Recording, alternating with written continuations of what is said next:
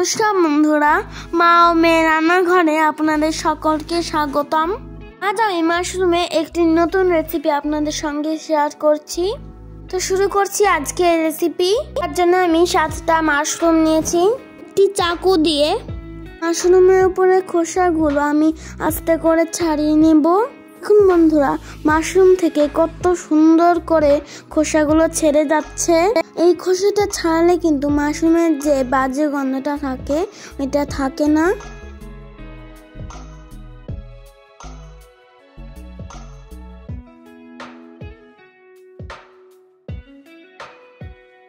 এখন বন্ধুরা, মাশরুমের খোসাটা ছাড়ানোর পর কত সুন্দর দেখতে লাগছে। এবার আমি আরেকটা মাশরুমের খোসা ছাড়িয়ে আপনাদের দেখাচ্ছি। এবার একইভাবে সবগুলো ছাড়িয়ে নেব।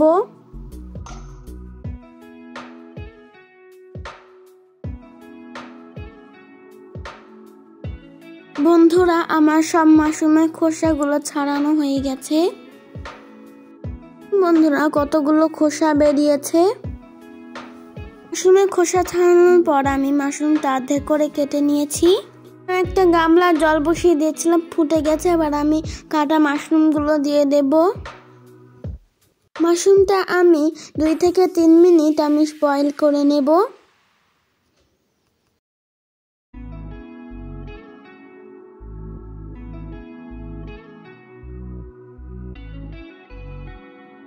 এবার আমি সামান্য একটু লবণ দিয়ে দেব।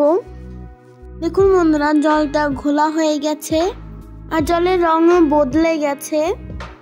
এবার ফুটে উঠলে আমি নামিয়ে নেব। দেখুন বন্ধুরা, কত সুন্দর সেদ্ধ হয়েছে। আর আমি জল ঝরিয়ে নেব। আর জল আমি বসিয়ে দিয়েছিলাম, ফুটে গেছে। এবার আমি দিয়ে দেব কিছুটা রসুন, একটা গোটা টমেটো আর একটা পেঁয়াজ, 2 থেকে 3টে কাঁচা লঙ্কা দিয়ে দেব।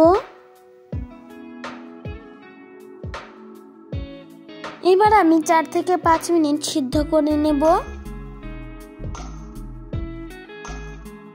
আমি টমেটো ও বাকি মশলাগুলো সিদ্ধ হতে হতে করা মাশরুমের উপরে দিয়ে দিচ্ছি 1 চামচ কর্নফ্লাওয়ার, 1 চামচের হাফ চামচ হলুদ, হাফ চামচ লবণ, হাফ চামচ শুকনো লঙ্কার গুঁড়ো।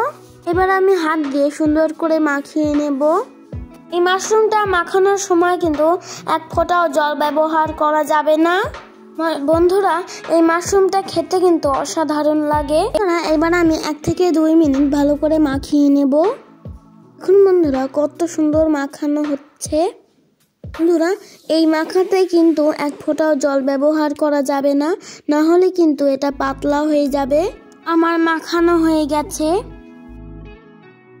অন্যদিকে আমার পেঁয়াজ টমেটো সেদ্ধ হয়ে গেছে। এবার আমি নামিয়ে নেব। বন্ধুরা, আমি এই জলটা ফেলবো না।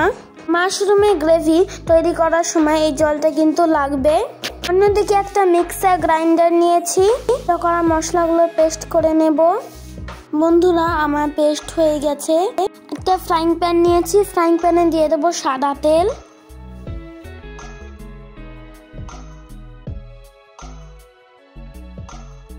এবার আমি ম্যারিনেট করা মাশরুমগুলো দিয়ে দেব।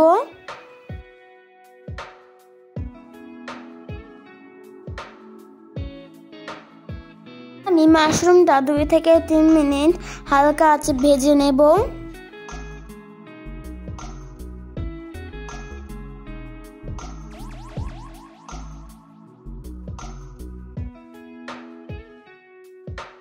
আমার সব মাশরুমগুলো ভাজা হয়ে গেছে, নামিয়ে নেব। বন্ধুরা, খুব বেশি ভাজার দরকার নেই। এবার একই কড়াইতে দিয়ে দেব আমি সর্ষের তেল। তেলটা গরম হয়ে গেলে দিয়ে দেবো একটা শুকনো লঙ্কা, দিয়ে দেবো 1 চামচ গোটা জিরে, টুকরো করে কাটা ইয়েলো বেল পেপার। এবার আমি ইয়েলো বেল পেপার, শুকনো লঙ্কা আর গোটা জিরেটা আমি ভালো করে ভেজে নেব। একটু ভাজা হলে দিয়ে দেব আদা কুচি। এবার আদা কুচিটা দেওয়ার পর আমি ভালো করে ভেজে নেব। এবার আর একটু ভাজা হলে দিয়ে দেব আগে থেকে পেস্ট করা মশলাটা। এটা আমি আপনাদের একটু আগে দেখিয়েছি।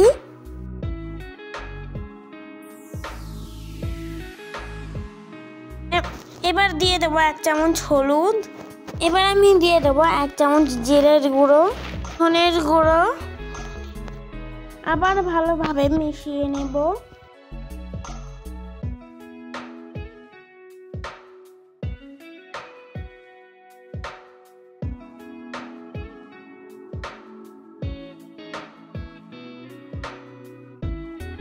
এবার মশলাটা আরো ভালো করে কষিয়ে দিয়ে দেবো আমি আগে থেকে সেদ্ধ করা আলু।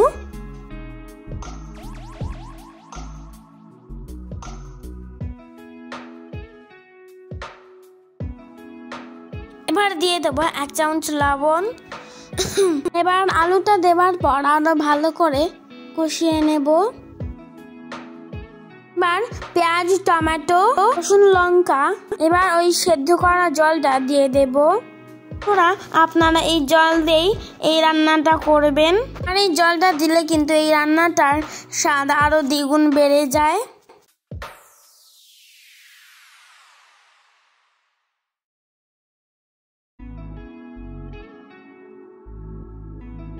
এবার আমি আগে থেকে ভাজা মাশরুমগুলো দিয়ে দেব।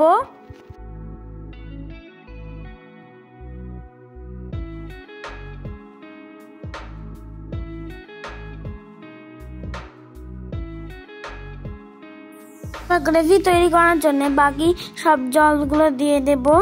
রেসিপিটি ভালো লাগলে লাইক, শেয়ার, সাবস্ক্রাইব করে আমাদের পাশে থাকবেন। জলটা দেওয়ার পরেই 4 থেকে 5 মিনিট জাল করে নিলেই আমার হয়ে গেল মাশরুমের কারি। দেখুন বন্ধুরা কত সুন্দর ফুটেছে। তৈরি হয়ে গেছে আমার মাশরুমের কারি। বন্ধুরা এই মাশরুমের কারি খেতে কিন্তু অসাধারণ লাগে। আপনারা ভাত, রুটি, পরোটার সাথে খেতে কিন্তু দারুণ লাগে।